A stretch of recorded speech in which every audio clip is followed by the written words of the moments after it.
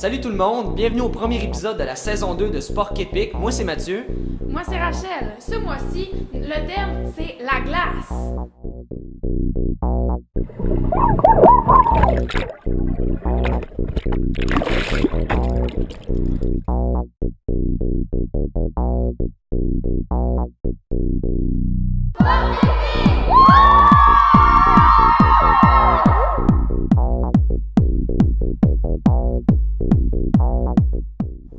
On rencontre Olivier Simard, qui est joueur, coach et arbitre de hockey, ainsi que chroniqueur sportif.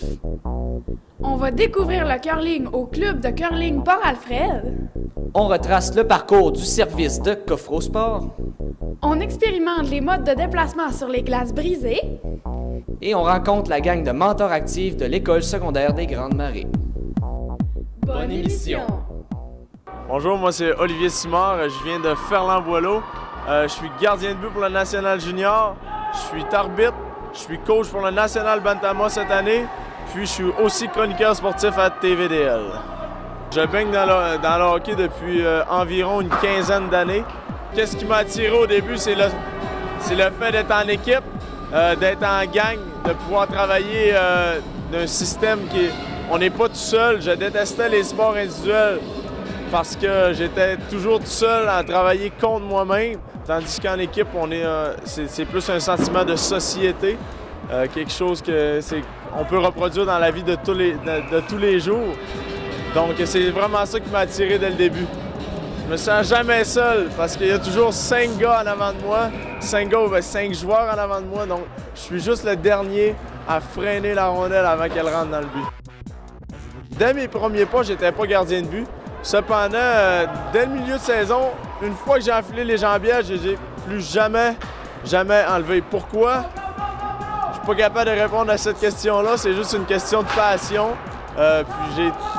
C'est simple. J'ai jamais été capable de les enlever, donc puis je suis heureux là-dedans. Le hockey, c'est le sport aussi que quand j'étais jeune, que j'ai connu, c'est notre sport national. Donc c'est le premier sport que j'ai connu.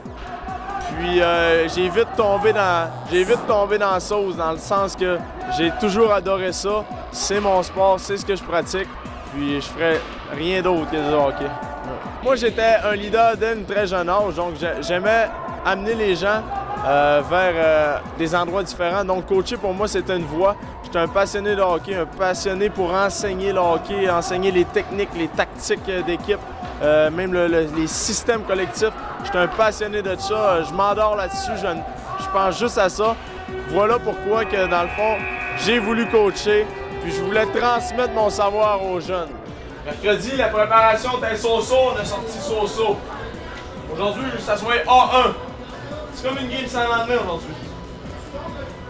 Ça marche? Oui. Discipline. Ça prend une patience incroyable parce que tu répètes. Ça prend des capacités de leader pour mener un groupe à la victoire, puis surtout les jeunes à se développer. Je pense qu'il faut avoir des valeurs de base. Il faut être capable de respecter les jeunes, les amener à travailler, les amener à discipliner, parce que pour moi, le hockey est une école de vie.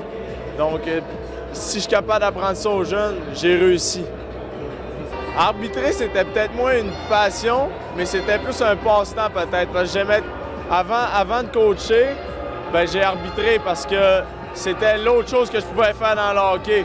Dans le sens que c'était ma passion. Moi, me lever le matin pour venir arbitrer un novice ou 2 novices, ça me dérange pas parce que pour moi, de voir les jeunes aimer la game, c'est aussi une façon pour moi de transmettre ma passion, de juste venir arbitrer, divulguer les règlements, c'est tout. C'est une autre façon pour moi de transmettre ma passion. Une formation de base, ce qu'on appelle le niveau 1. Ça, tu peux arbitrer du simple lettre. Ensuite, ta deuxième année, tu as ton niveau 2 pour arbitrer le double lettre. Ensuite de ça, si tu veux vraiment monter, arbitrer les plus hauts calibres, le 2A, monter, il y a d'autres formations, évidemment, qui s'offrent à toi. Cependant, moi, je me suis arrêté au niveau 2 parce que j'arbitre comme passe-temps, comme un petit job aussi pour l'hiver d'étudiant. Donc, j'arbitre seulement à la baie. Qu'est-ce qui m'a amené chroniqueur? Je pense que c'est les contacts. C'est m'amener que j'ai eu une opportunité d'y aller. J'ai sauté dans l'opportunité 2 pieds joints.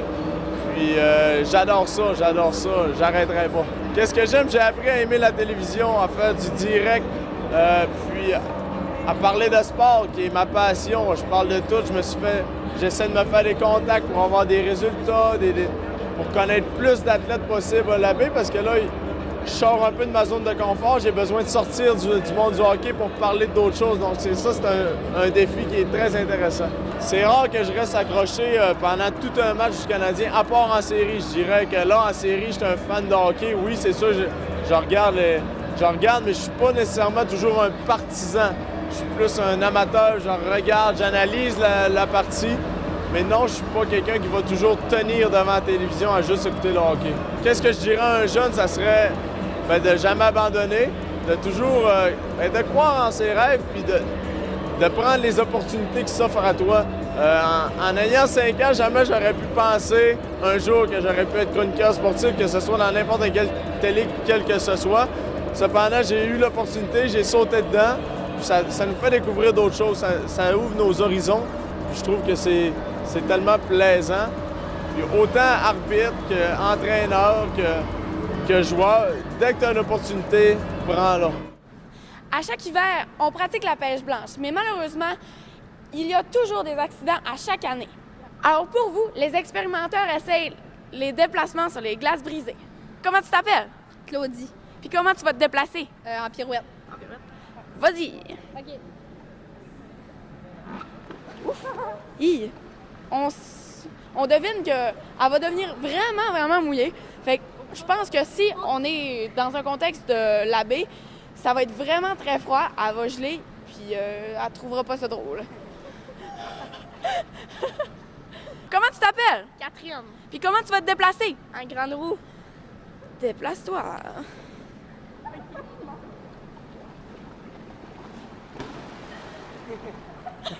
On voit ici que c'est pas très efficace. Let's go, Catherine! Go, Catherine! Oh! On voit ici un échec total de la grande roue pour se déplacer efficacement et sécuritairement sur les glaces brisées.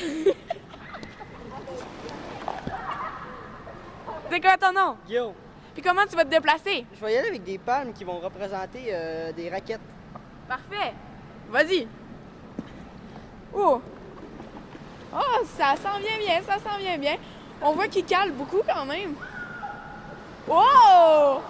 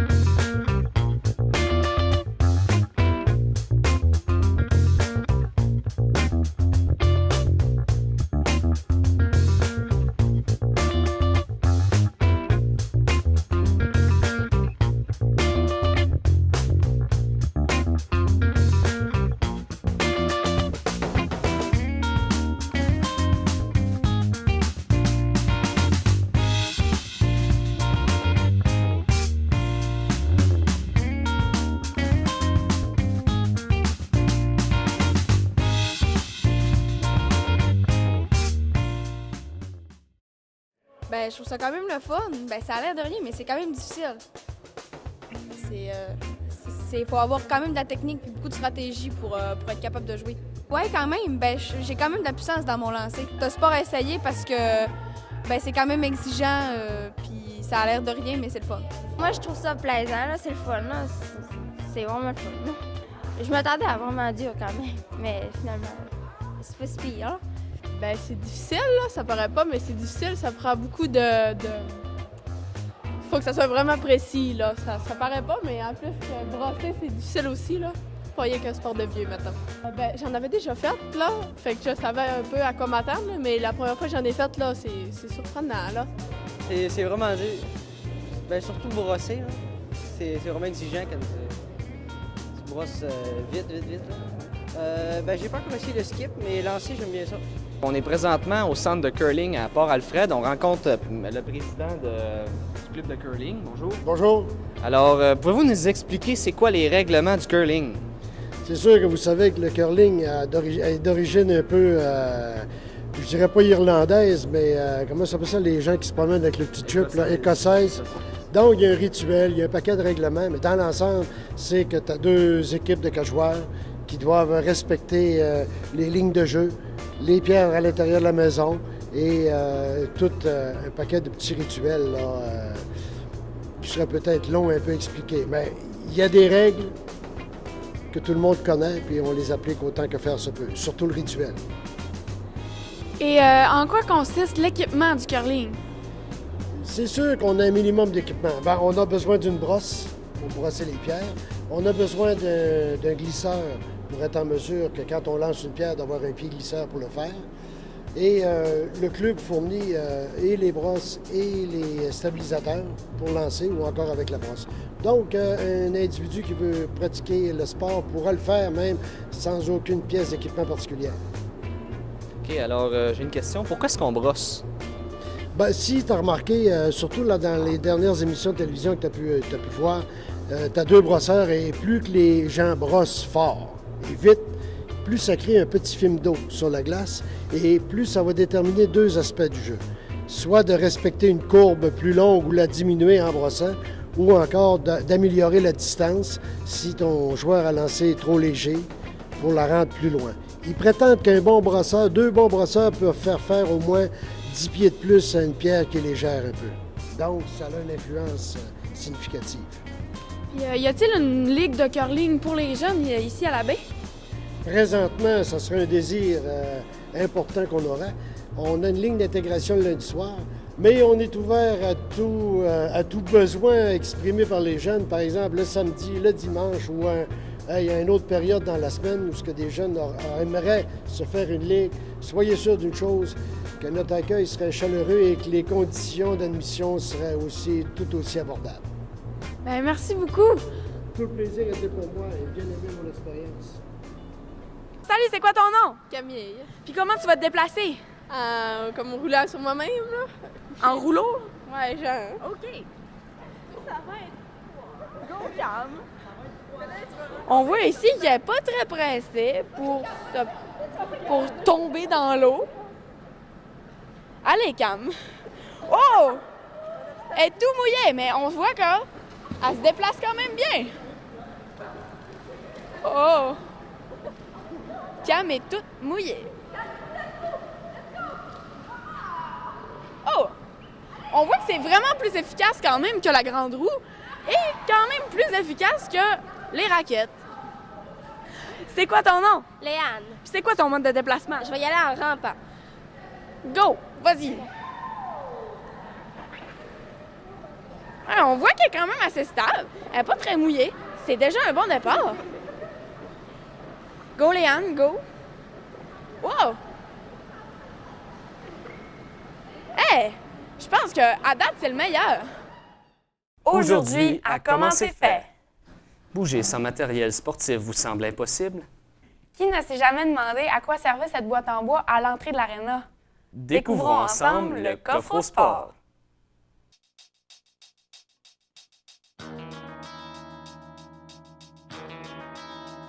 Une personne dépose du matériel sportif usagé à l'intérieur de la boîte en bois. À l'intérieur du coffre au sport se trouve un sac en toile qui facilitera le transport par Ville-Saguenay.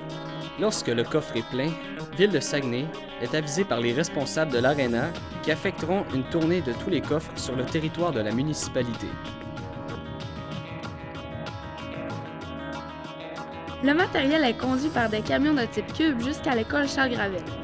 D'autres coffres de ce type existent partout dans la MRC, mais fonctionnent de façon autonome. Le projet du coffre au sport a pris naissance à Chicoutimi, via le regroupement Avomarque Santé. Par la suite, le regroupement Grouille-Poil-Fjord et celui de Bécarbure ont embarqué dans l'initiative.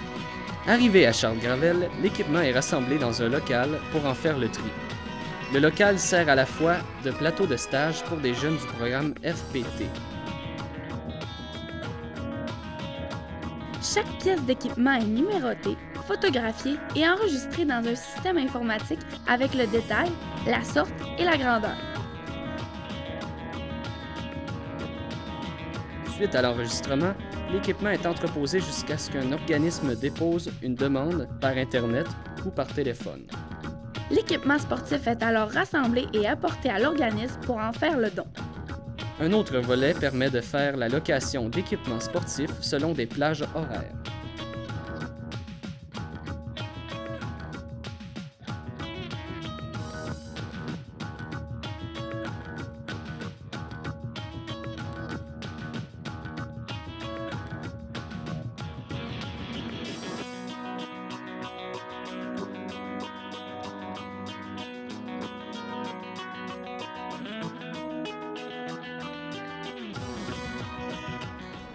Alors, Léane, ça va être quoi ton mode de déplacement? Je vais y aller en grenouille. Go, Léane! Oh! On voit ici, Léane est déjà mal partie. Oh! Léane serait déjà tombée, probablement. Go, go, go! Ah, ça y est, Léane est morte. Non, c'est pas vrai. Ouh! C'est périlleux, je trouve, pour... C'est périlleux pas mal. Rabbit, rabbit. Telle une grenouille, elle sort du trou. Alors, qu'est-ce que vous allez faire, les filles? Donc, juste pour vous, nous allons tester la brouette. Go! OK, j'en ai une. Déjà là, on voit que c'est vraiment périlleux. C'est un échec total pour la brouette pour se déplacer sécuritairement sur les eaux, les glaces brisées. Là, on voit ici que Camille aurait vraiment froid. Fait que là, elle dirait « Oh, j'ai vraiment froid. » Puis, Puis là, Laurie, elle serait probablement coulée.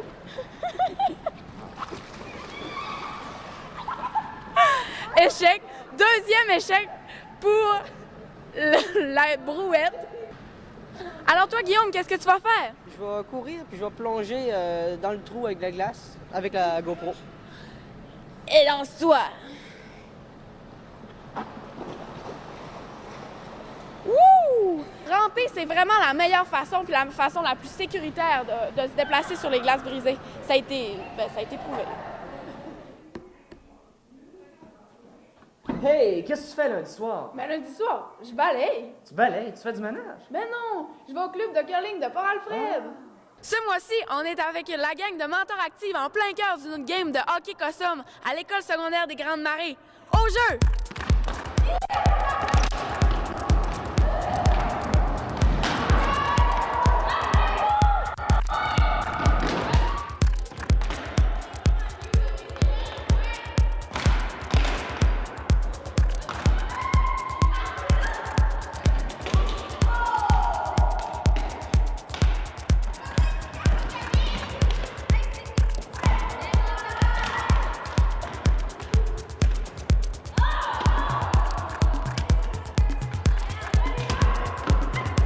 Ben, parce que je trouvais que c'était un beau programme, puis ben, c'est le fun. On est avec nos amis, puis on fait plein d'activités. Ben, c'était le fait de pouvoir être avec des amis puis faire du sport. Là, ça... Ben, j'en fais déjà pas mal, mais c'était plus le fun de faire du sport avec des amis qu'on connaît moins des fois. Ça fait le même. Qu'est-ce qui t'attire comme gardien de but? Qu'est-ce qui t'attire? C'est plus physique que les joueuses normales parce que faut que tu bloques tous tes buts puis tu peux te faire taper à n'importe quel moment.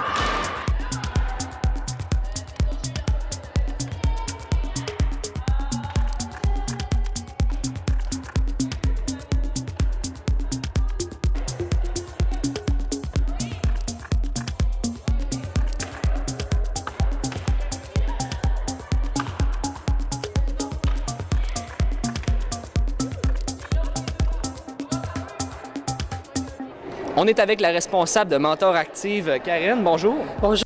Peux-tu nous expliquer c'est quoi Mentor Active? Mentor Active, premièrement, c'est les jeunes filles de 3e secondaire. C'est pour développer le leadership. Là, vous voyez que je t'ai soufflé. Moi aussi, je fais de l'activité physique avec eux. C'est pour, autrement dit, faire de l'activité, développer des saines habitudes de vie, dans la résolution de conflits. Puis on est vraiment une belle gang. On est content parce que on avait un volet danse, puis on a hockey costume. C'est vraiment un beau volet pour elles parce qu'il y avait juste les garçons qui s'impliquaient à ce niveau-là. Alors donc, on est bien fiers, Marianne et moi, de chapeauter ce beau projet. OK. Est-ce que tu peux nous dire, ça fait combien de temps que ça existe Mentor Active? Ça fait 3 ans. La première année, on a eu du gumboot. Deuxième année, on a eu du baladi avec un volet plein air. Cette année, on a fait deux activités parce que c'est pas tout le monde qui va jouer du hockey puis c'est pas tout le monde qui va faire de la danse. Donc, c'est ça. C'est un beau projet qui est chapeauté naturellement par Marianne et moi avec Gros et toi le fier. Fait que dans le fond, quel genre de sport vous faites en général? Bien, en général, c'est décidé par les filles. Alors, on met un projet. On a une journée, c'est un cours de leadership. Puis, on a une journée complète pour décider. Donc là, il y a des échanges. C'est pas toujours facile. Mais les filles viennent à un consensus. Là, cette année, on avait plusieurs projets. Puis, il a fallu éliminer des choses. Donc là, ça s'est dirigé plus vers la danse puis le hockey costume. Est-ce qu'il y en a quand même qui sont beaucoup passionnés avec ce sport-là? Ben oui, on s'est découvert plein de talents. Puis on a découvert aussi qu'on avait une énergie après le dîner, puis ça nous faisait bouger. Il y a même des filles qui n'auraient jamais pensé jouer au hockey. Fait que là, c'est plaisant.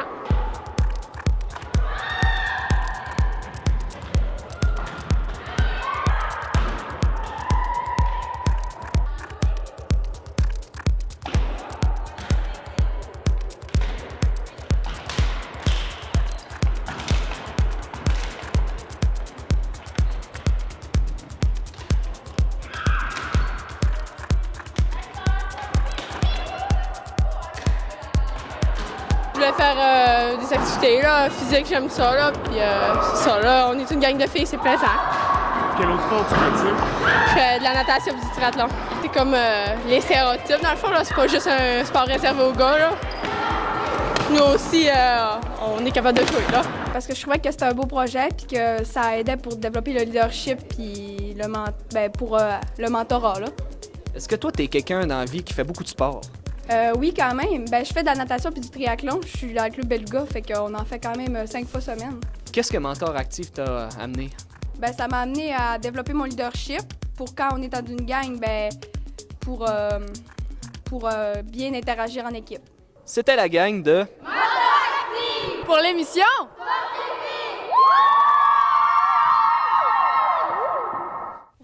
Voilà, c'est maintenant tout pour le premier épisode de Sport Épique. Toi, Mathieu, comment t'as trouvé ça? Ben, j'ai trouvé que c'était une belle expérience. Ça a été le fun. J'ai essayé le curling, puis j'ai essayé toutes sortes d'autres sports qui étaient vraiment intéressants. Puis tout. Puis toi, comment t'as trouvé ça? Ben, moi, j'ai vraiment aimé ça. Surtout les déplacements sur les glaces brisées. C'était vraiment le fun. Puis aussi, si vous voulez, vous pouvez nous suivre le groupe de Sport Épique sur Facebook. Justement, on fait tirer une passe de la STS pour tous ceux qui vont aimer la page de Sport Épique avant le 1er avril. Faites vite! Donc, participez en grand nombre et soyez des nôtres lors de l'épisode du mois prochain de Sport Épique.